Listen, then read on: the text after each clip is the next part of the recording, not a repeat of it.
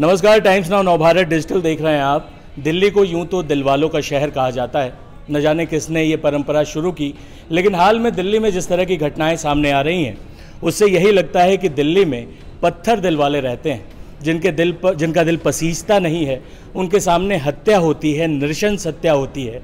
एक लड़की को मारा जाता है चाकुओं से, अंधाधुंध कुचला जाता है पत्थरों से, उसके बावजूद वहाँ से भीड़ गुजरती रहती है, मगर कोई उस हत्यारे को रोकता नहीं। हम दिल्ली में घटे साक्षी मर्डर केस की बात कर रहे हैं। शाहबाद डेयरी में ये घटना रविवार को हुई। इसकी जैसे जैसे डिटेल सामने आ रही है, लोगों के होश फाकता है कि भला सरेआम ऐसा नृशंस हत्याकांड कैसे हुआ। हमारे ऑफिस के कुछ लोग हैं, इस बारे में हम उनसे बात करेंगे। महिलाएं भी हैं, पुरुष भी हैं। जो दिल्ली का ये तमाशबीन कल्चर है कि हत्या हुई, एक सनकी हत्यारे ने हत्या को अंजाम भी दिया, लेकिन जो लोग तमाशबीन बने रहे, गुजरते रहे, किसी ने रोकने की कोशिश नहीं की, ये क्या मान सकता है? और वो क्या चीज़ है जो लोगों को आगे बढ़ने से, किसी पीड़ित की मदद करने से रोकती है? प्रतिभा जी हैं हमारे साथ। जो पूरा घटनाक्रम हुआ है उसमें जो तमाशबीन है उन पर सवाल स्वाति मालीवाल ने भी उठाया है, दिल्ली पुलिस ने भी उठाया है कि अगर वो शायद कोई बीच बचाव करता तो साक्षी आज जिंदा होती। आदर्श, आपने कहा कि दिल्ली दिलवालों की थी, शायद अब नहीं है, इसलिए कह सकते हैं हम, क्योंकि साक्षी मरती रही, उस पर चाकू से वार होता रहा, वो चीखती रही और ये घटना करीब 1.5 मिनट तक हुई है जैसा कि बताया जा रहा है। और उस दौरान वहाँ से 25-30 लोग गुजरे हैं, आप सीसीटीवी कैमरे में देख सकते हैं। शायद एक सज्जन आए थे, उन्होंने उसको रोकने की कोशिश की, लेकिन उस साहिल ने वो डरा दिया और वो भाग गए। लेकिन इसके बाद किसी में इतनी हिम्मत नहीं हुई कि उस लड़के को रोकते, उस हत्यारे को उसका हाथ पकड़ते, उसे पीछे से दबोचते, पुलिस को कोई फ़ोन करता। सवाल ये है कि हम इतने इनसेंसिटिव क्यों हैं? क्या हमारे अंदर का इंसान मर गया है? क्या हम एक सच में पत्थर दिल हो गए हैं? हो सकता है उसकी जगह मैं होती, कोई हम में से कोई यहाँ से कोई होता, या किसी की बेटी होती, किसी की बहन होती, हम भूल जाते हैं कि ये घटना हमारे साथ भी होती। तमाशबीन लोग कब हो जाते हैं? जब सिर्फ 2 लोगों के बीच का मामला होता है। यही यदि भीड़ हो जाए, 2 प्रेमी जोड़ों को पकड़ के पीटना हो, तो देखो पूरा का पूरा शहर उमड़ आएगा। यदि किसी महिला को डाइन बता के पीटना हो तो पूरा का पूरा गांव निकल जाएगा। लेकिन एक जो निर्दोष बच्ची है, 16 साल की छोटी सी बच्ची, उसे बचाने के लिए कोई नहीं आता है। वो इसलिए है क्योंकि वो जो लोग वहाँ से गुजर रहे हैं उन्हें लगता है कि ये इनके बीच का मामला है, और जिसको हम साइकोलॉजी में बाईस्टैंडर्स इफ़ेक्ट कहते हैं कि 2 लोगों का मामला है और हमारा क्या, ये तो इनका, हमें इससे क्या लेना देना। और यही वजह है कि हम किसी की मदद के लिए आगे नहीं आते। हमें लगता है कि वो हमें इससे क्या लेना देना। जहाँ तक मुझे लगता है कि ये चीज़ ख़त्म, हमको सोचना पड़ेगा, समाज को हमको इस पर बात करनी चाहिए, बार बार बात करनी चाहिए कि आखिर हम क्यों इतने असंवेदनशील हो गए, हमारे अंदर का इंसान कहाँ मर गया है। मैं चाहूँगी कि अमन इस बातचीत को आगे बढ़ाएं। अमन, आपका क्या कहना है इस बारे में? आपने बिल्कुल ठीक कहा प्रतिभा मैम। जैसा कि हम देख रहे थे कि जब ये नृशंस तरीके से जब ये हत्याएं हो रही थी तो उस वक्त आते जाते हमने कई लोगों को देखा।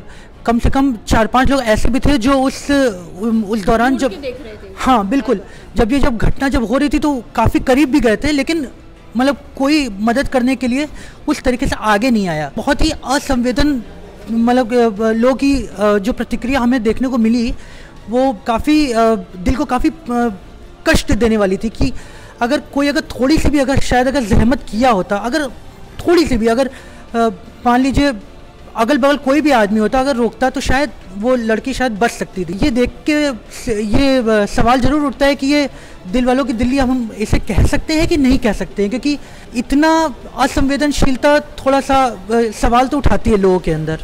अंकिता है हमारे साथ। बीइंग अ गर्ल, आपने जब ये पूरी वारदात देखी, दिल्ली को वैसे भी कहते हैं कि लड़कियों के मामले में ज़्यादा सेफ शहर नहीं है, मुंबई वगैरह से जब भी तुलना होती है, लेकिन ये जो घटना आप देखती हैं और आसपास के सोसाइटी के जो लोग हैं उनकी प्रतिक्रिया देखती हैं, उस पर आपका क्या सोचना है? मुझे लगता है रेप और मर्डर इतना कॉमन हो गया है लोगों के लिए कि जब तक कोई इसमें भी नया कीर्तिमान रच नहीं जाता तो लोगों की नज़र में वो सारी चीज़ें नहीं आती। चाहे किसी का गला रेतना हो, टुकड़ों में काटना हो, या फिर चाकू गोदना हो, या कुछ भी करना हो। रेप और ये सारी चीज़ें सिर्फ दिल्ली की बात नहीं है, यूपी, बिहार या देश के किसी कोने में भी जाएंगे, इतने सारे मर्डर, इतने सारे केसेस होते हैं, बट वो टीवी चैनल कोई रिपोर्ट नहीं करते, इतना लाइमलाइट में नहीं आता। लेकिन फिर भी पता नहीं क्यों, मतलब हम इतने इनसेंसिटिव हो गए कि हमें लगता है कि हमारे साथ नहीं होगा, हमारे पड़ोसियों के साथ नहीं होगा, हमारे घर वालों के साथ नहीं होगा। लेकिन ऐसी चीज़ें हैं कि किसी के साथ भी हो सकता है। मैं दिल्ली में रह रही हूँ, मैं यहाँ पे पली बड़ी हूँ, जॉब कर रही हूँ, लेकिन मुझे कहीं रात के 11 बजे जाना हो, मैं सेफ़ नहीं फील करती हूँ। भले ठीक है मेरे पास सारे प्रिविलेज है कि मैं कॉल कर लूँ, ये कर लूँ, मुझे सारे प्रिकॉशंस पता है, लेकिन मैं सेफ़ नहीं फील करती हूँ। जिस सोसाइटी में हम ऑपरेट करते हैं, आपके साथ कोई दिक्कत आती है तो आप ये सोचते हैं कि आसपास के लोग बचाएंगे, समाज के लोग बचाएंगे, ऐसी कोई उम्मीद, एक्सपेक्टेशन आप लोगों को है? टू बी वेरी ऑनेस्ट नहीं है। मतलब मुझे लगता है अगर जस्ट इन केस मेरे साथ कभी ऐसा कुछ होगा तो मैं पहले क्या करूँ, क्योंकि मुझे लोगों से उम्मीद नहीं है कि लोग रात के 8 बजे आएंगे या 9 बजे, 10 बजे, 11 बजे कभी भी कोई मुझे बचाने आएगा। मैं ये सोच के चलती हूँ कि ठीक है, अगर मैं अकेले ट्रैवल कर रही हूँ तो मैं, अगर कुछ ऐसा कुछ होता तो मैं सबसे पहले क्या करूँगी, मुझे पता होना चाहिए, लोगों को पता होना चाहिए कि हम सबसे पहले क्या प्रिकॉशन ले सके या इन्फॉर्म कर सके किसी चीज़ को, या ऐसी किसी चीज़ से भी बच सके, उसके लिए क्या करना चाहिए। अवनी है हमारे साथ। अवनी हमारी टीम की नई मेंबर हैं और फ्रेशर भी हैं। कॉलेज आपने जस्ट पास आउट किया है, तो ये वो माहौल देख कर आई हैं दिल्ली की शहर में। अभी श्रद्धा मर्डर केस भी हुआ इसी दिल्ली में, अब ये साक्षी मर्डर केस हुआ, और सवाल हम उठा रहे हैं उन लोगों पर भी। ये घटना तो हुई ही और वो सनकी हत्यारे को पुलिस ने पकड़ भी लिया है, लेकिन वो लोग जो वहाँ से गुज़र रहे थे, और ये कोई बहुत रात, सुनसान रात की बात नहीं थी, सुनसान सड़क की बात नहीं थी, लोग थे, आ जा रहे थे, उसके बावजूद किसी ने उसको बचाया नहीं। आपको लगता है लोगों को बचाना चाहिए था, या लोगों की प्रतिक्रिया पे आप क्या सोचते हैं? ऑब्वियसली लोगों को बचाना चाहिए था। आपके सामने इतनी बड़ी कोई चीज़ हो रही है और आप, मतलब आपके एक्शंस दिख ही नहीं रहे कि आप उस लड़की की जान बचाना चाहते हैं। जान, किसी को जान से मार देना कोई बहुत छोटी सी चीज़ नहीं होती है। और अक्सर बीइंग अ गर्ल, मैंने हमेशा सुना है कि लड़कियों को अकेले नहीं जाना चाहिए, या ऐसी जगह जहाँ सुनसान रात पे ऐसी जगह नहीं जाना चाहिए। लेकिन वो जगह सुनसान नहीं थी। बीच बाज़ार में आप किसी को मार रहे हो, लड़का हो लड़की हो, आपको किसी को कोई हक नहीं है कि तुम्हारी लड़ाई हो रही हो, पर्सनल कोई भी ग्रजेस हों, लेकिन आपको किसी को जान से मार देना और लोगों का उसके प्रति कुछ बोलना ही ना, इससे ज़्यादा बुरी चीज़ मतलब और क्या हो सकती है। दिल्ली में सेफ फील करती हैं?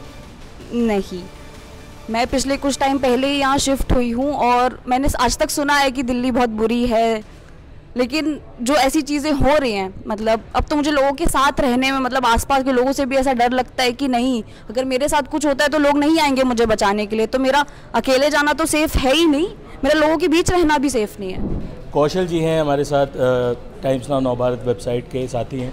कौशल जी, ये पूरी घटना हुई है, हालांकि हम लोग तो कवर करते रहते हैं क्राइम की और एक से एक नृशंस हत्याएं, लेकिन जिसने भी ये वीडियो देखा, वो सीसीटीवी फुटेज देखा, वो दहल गया।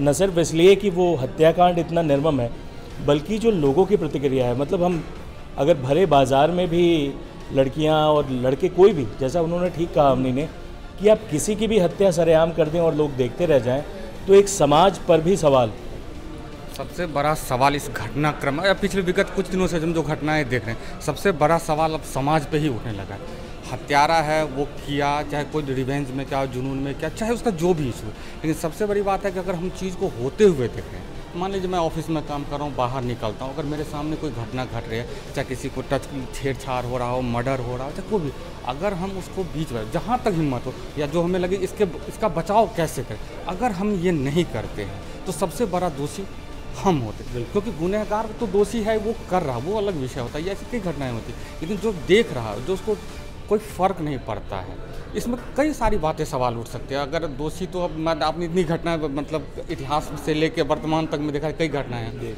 लेकिन सबसे बड़ी बात है कि अगर देख के चीज़ों को इग्नोर करते, आज ये घटना हुई, आज इसको देख के कुछ दिन समाचारों में रहेंगी चीज़ें, कई लोग चर्चाएँ होंगी, तरह तरह की राजनीति भी होगी, फिर हम भूल जाएंगे, फिर हमें कुछ दिन के बाद एक नई घटना सुनने को मिल जाएगी, जो अक्सर होती आ रही, जो अक्सर चलता आ रहा है। इस पैटर्न को अगर हम नहीं रोके, अगर हम अवेयर नहीं हुए, तो सबसे बड़ा दोषी आफ्टर ऑल कहीं ना कहीं मुझे लगता है समाज ही बनता जाएगा इस चीज़ों को बढ़ावा देने में। बिल्कुल। किशन है हमारे साथ।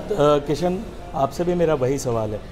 हम लोग इसी सोसाइटी में रहते हैं, बतौर लड़के आपने भी वो विजुअल देखा होगा कि किस तरीके से एक लड़की की हत्या हुई और लोगों ने बीच बचाव नहीं किया, जबकि वो हत्यारा अकेला था और पूरी भीड़ थी वहाँ पर। अगर इनिशिएटिव लिया जाता तो शायद साक्षी आज जिंदा होती।